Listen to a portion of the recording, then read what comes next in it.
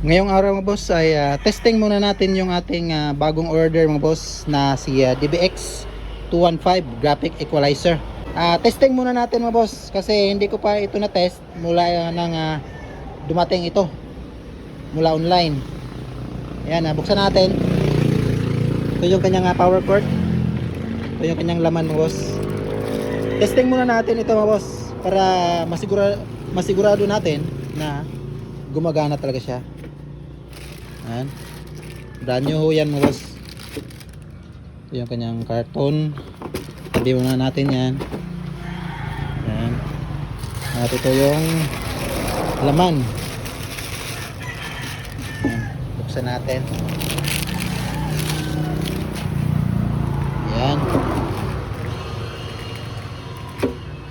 Ito yung laman mga boss ng ating bagong DBX na 215 graphic equalizer.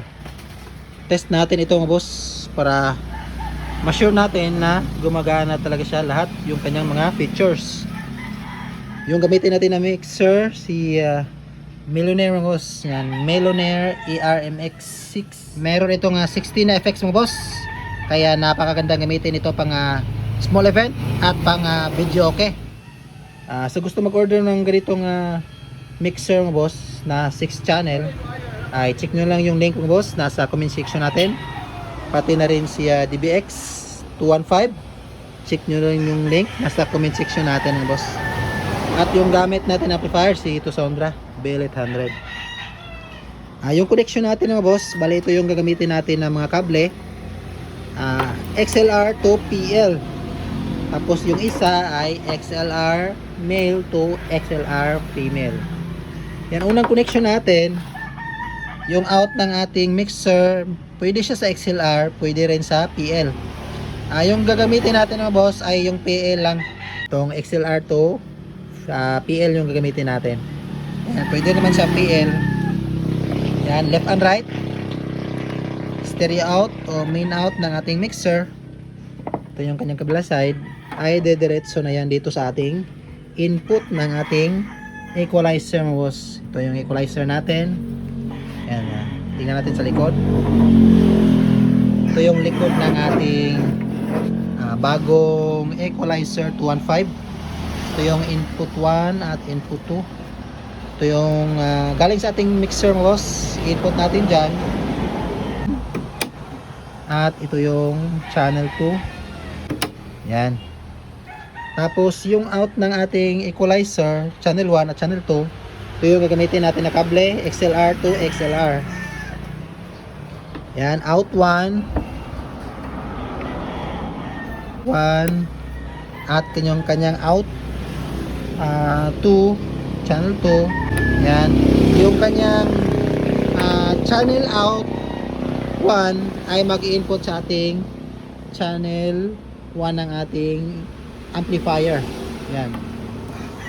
Tapos yung kanyang channel 2 out to mag-input naman sa channel 2 ng ating power amp na si BL800 channel 2. Yan, at naka-stereo yung ating amplifier. Yan, ayusin natin yung ating equalizer. Yung power cord din pala niya mga boss. Ito yung kanyang power cord. Yan, bago yan mga boss. Kabit natin yung kanyang power cord. Swerte ng makakatanggap nito mga boss ngayong katapusan. Ito yung pang giveaway natin. Yan. Ito siya. At saksak natin to. Yung kanyang power cord dito.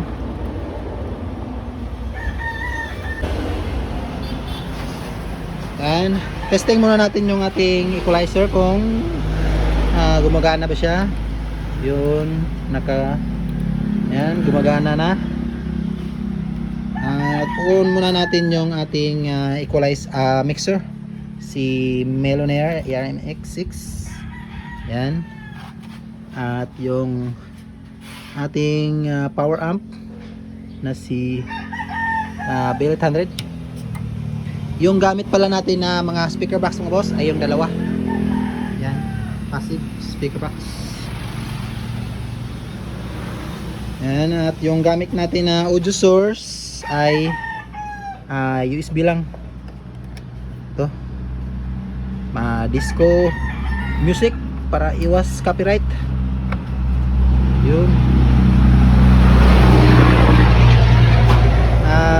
Una nating i-test mo boss yung channel 1 ng ating equalizer. Yan, lagay muna natin sa lahat yan, sa center.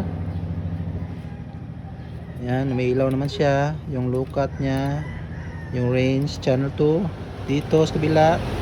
Yan, gumagana naman lahat. Yan, patutugin natin yung channel 1 muna.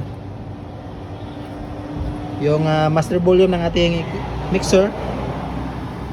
At yung MP3 o audio natin, ito yung volume nya. Yun.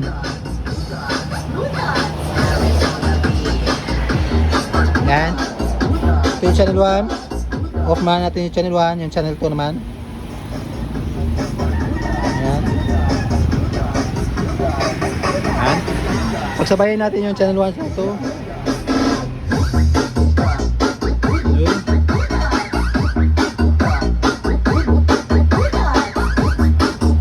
Pahinaan muna natin.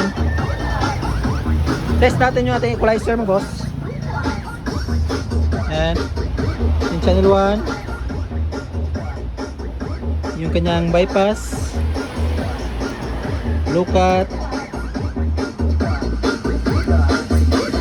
Range. Ito yung kanyang band. 15 band. Baba natin. Yun, gumagana naman siya mga boss. Taas natin lahat.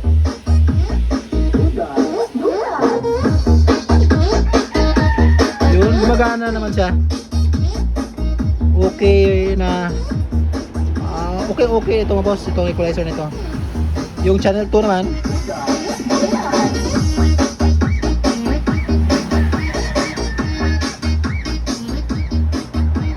Yun. Gumagana naman siya mga boss.